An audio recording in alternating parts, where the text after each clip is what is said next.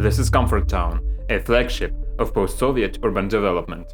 Bright colors, human-scale streets, spaces designed for everyday life. But it replaced a different dream.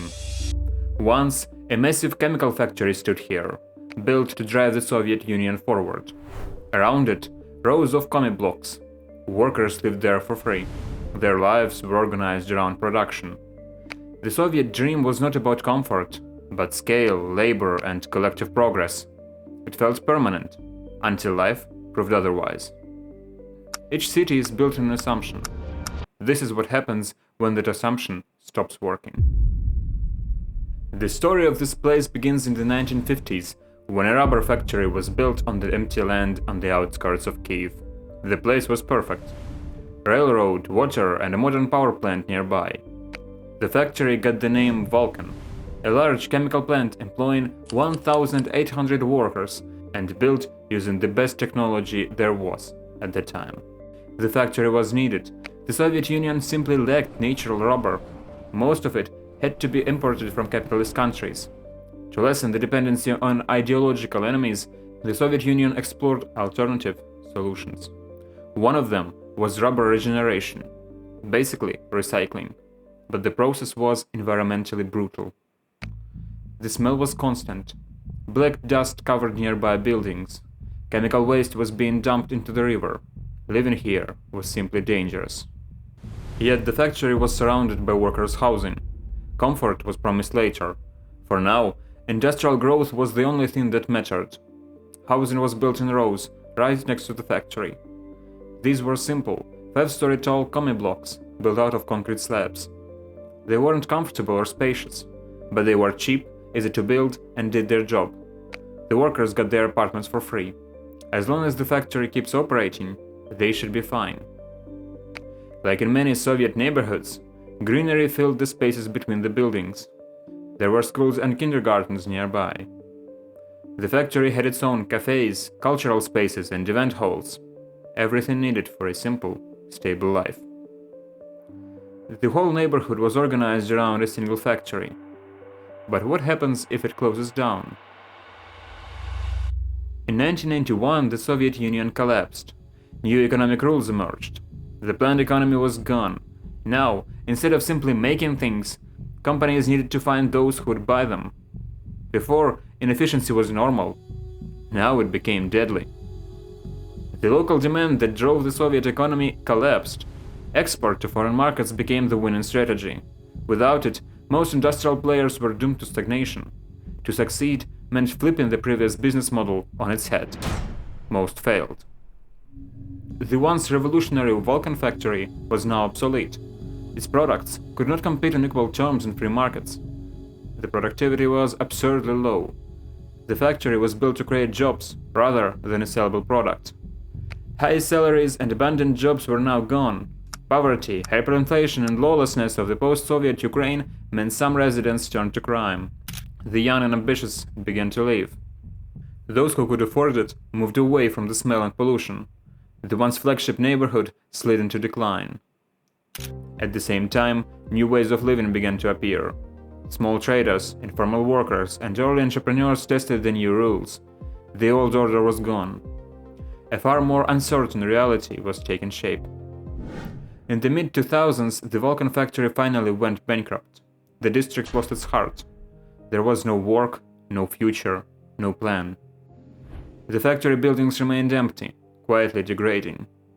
The air was finally clear. The land wasn't. Over decades, it accumulated large amounts of heavy metals and other toxic waste.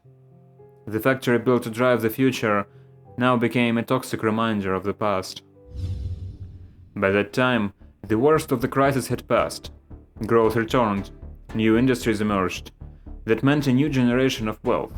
One that looked to the West more than to the East. They wanted comfort, status, and exclusivity, rather than conformity. They were individuals, not factory machines. No more conformity. No more gray. The housing available did not meet that need, so the abandoned Vulcan factory was bought by a real estate developer, aiming to cash in on that demand gap. The location was ideal, close to major transit hubs, yet still affordable for large-scale development. the toxic top layer of soil was removed. The architects were presented with this empty slate and tasked with creating a new kind of neighborhood, something that would radically break away from the Soviet tradition, yet fit inside the tight budget. The solution they came up with was truly revolutionary. Instead of rows of linear buildings, the neighborhood was built as blocks. It was the first project like this in Ukraine.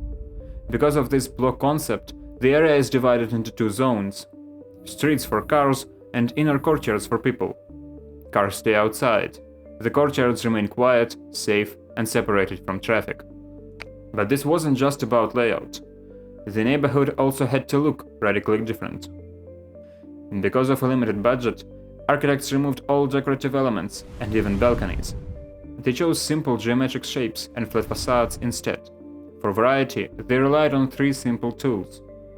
Roof lines created changing silhouettes.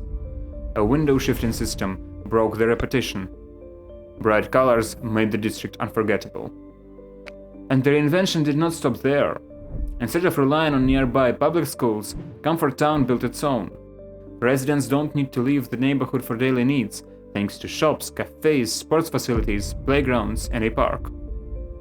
Buildings range from 2 to 16 floors, creating a beautiful, varied streetscape. Where once a factory stood, now young couples live in studio apartments, children play in safe playgrounds, and programmers code in the coffee shops. Everything needed for a comfortable life sits within a 5-minute walk. But even this apparent paradise has its flaws. Comfort Town is a gated community. Tall fences separate it from the rest of the city. Combined with high density, this creates traffic jams at the entrances and exits. High apartment prices make the district unavailable to most people. A place that once prided itself on equality is now closed off to many. The project focused on homes, courtyards, and leisure spaces, not offices. Few nearby workspaces mean most residents have to commute. Work is no longer the priority. It's an afterthought. At first glance, Comfort Town feels like a clean break from the Soviet past, but in reality, it follows the same logic. A city shaped by the dominant idea of its time. While Vulcan was the symbol of Soviet industrial ambition, Comfort Town is now the symbol of the capitalist dream. Both were shaped by the logic of their time. And once that logic stops working, the city has to find a new one, or face inevitable decay.